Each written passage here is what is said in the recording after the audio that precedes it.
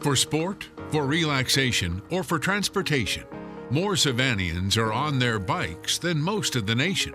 We have the highest rate of bicycle commuting in the state of Georgia. But just within the last month, 2 people have been killed in traffic. This is the seam that she fell into. One, a cycling enthusiast caught in the treachery of Bay Street. We're learning some more this morning after a bicycle and car wreck. And the other, who didn't have another way to get around. More people in the last 10 years have been killed riding bikes in Savannah than any other city in Georgia, and that includes Atlanta. As bike popularity increases, so does the need for a solution. Maybe it's high time we turn around and say we're not going to take this crap anymore. Why is this acceptable? So tonight we're starting a new round. This is an every Wednesday night gathering at the bicycle link on West Victory Drive, where around 30 serious cyclists meet up before heading out for 40-mile rides at a minimum speed of 20 miles per hour. I do ride probably anywhere from 170 to 200 miles a week. Competitive cyclists have discovered that there's safety in numbers, and they use their visibility as a hedge against the hazards of sharing the road with 2-ton vehicles moving at significantly higher speeds.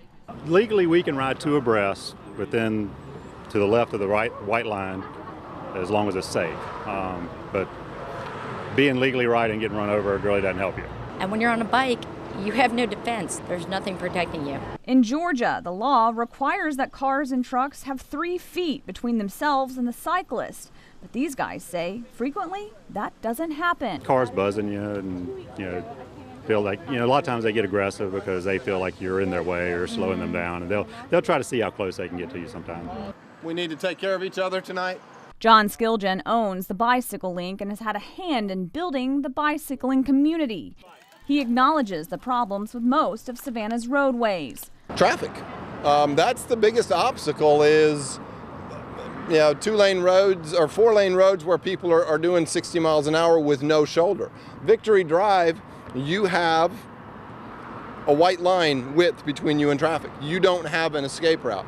And a lot of spots there's a curb, and if there's a curb right against the road, you've got nowhere to go to get away from vehicles. Our last major piece of bicycle infrastructure was the Price Street bike lane, and it was installed more than 4 years ago.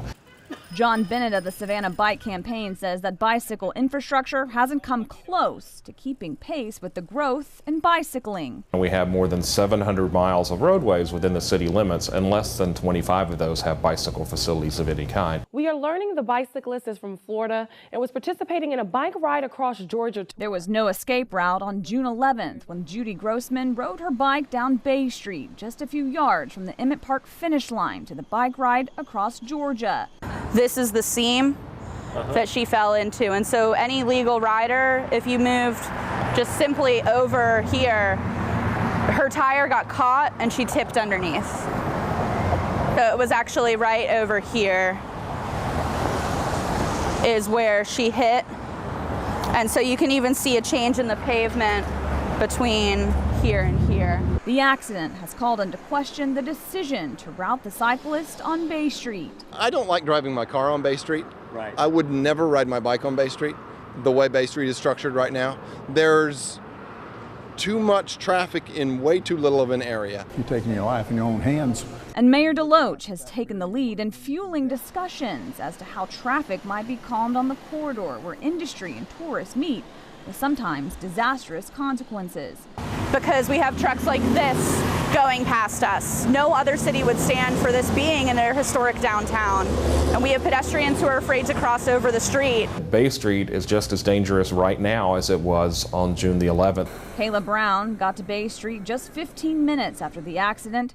As chairman of the Savannah Bicycle Campaign, she has taken a personal interest in the accident. She also represents the other bike riding faction, those who bike for transportation. I live down in Ardsley Park, and so I commute 2.5 miles downtown to my office.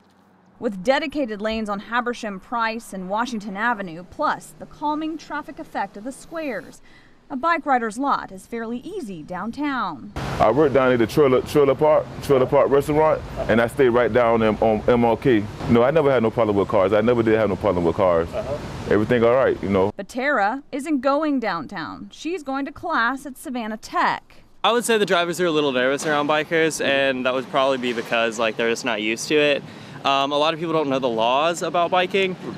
You're allowed to bike in the street like this as long as you're off to the side, and if you're two abreast, you can bike in the middle of the road, but I don't think some people understand that. Right. So it gets kind of confusing. We get honked at a lot. There's like 4 bike lanes, but they're all on roads that are kind of out of the way. Demand for better facilities has outpaced the supply. So our infrastructure has not kept pace with the number of people on bikes. So we know that the way to keep people safe, to minimize conflicts between drivers and people on bikes, is to build better facilities. And unfortunately, we've fallen way behind in that regard. Stephen Dade works at both Ballastone and Persepolis. My car stopped working last week, so I got my bike fixed up.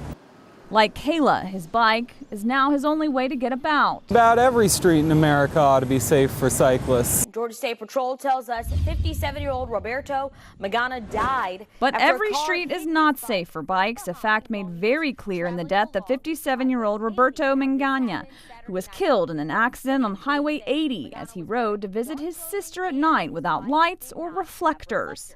There's a tendency to blame the victim and say that person shouldn't have been there at that time, or they may not have had a choice if they needed to get to work or to school. No solution will cover every eventuality, protecting both athletes and commuters from every conceivable harm. But the Savannah Bicycle Campaign believes there is an answer that can address most of the problems. It really is about the network and being able to plan a route and to get where you need to go effectively.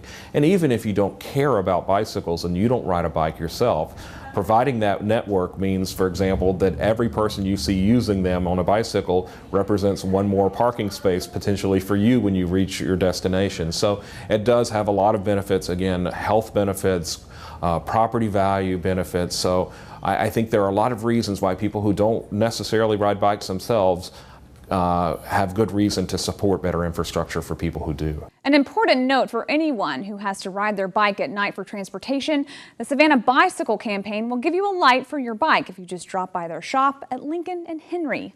Up next, the unlikely call of a former drill sergeant to pastor one of Savannah's biggest churches on WTOC Prime.